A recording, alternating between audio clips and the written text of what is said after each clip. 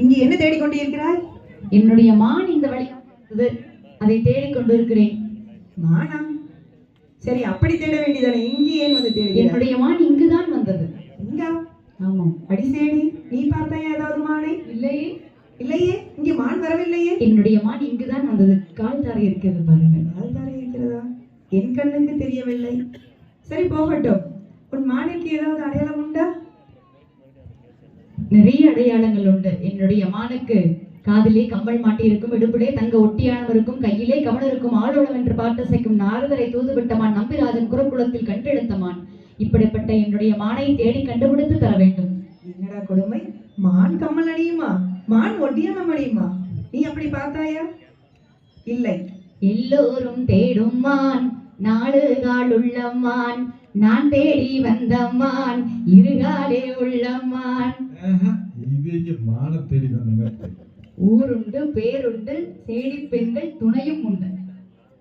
அப்படி ஒரு மான் இக்கானகத்தில் நான் கண்டதில்லை. நீ இந்த கானகத்தை விட்டு வெளியே போலாம். சிறப்பான அடையாளங்கள். சரி, வேறு சிறப்பான அடையாளங்கள் சொல். என்னுடைய மானை பார்த்தவுடன் தெரிந்து கொள்ளும்படியான ஒரு அடையாளத்தை சொல்கிறேன், கேளுங்கள். செய்ய தன்னன்னாம் தானே நான் ஓ நாம் தானே நானே நானே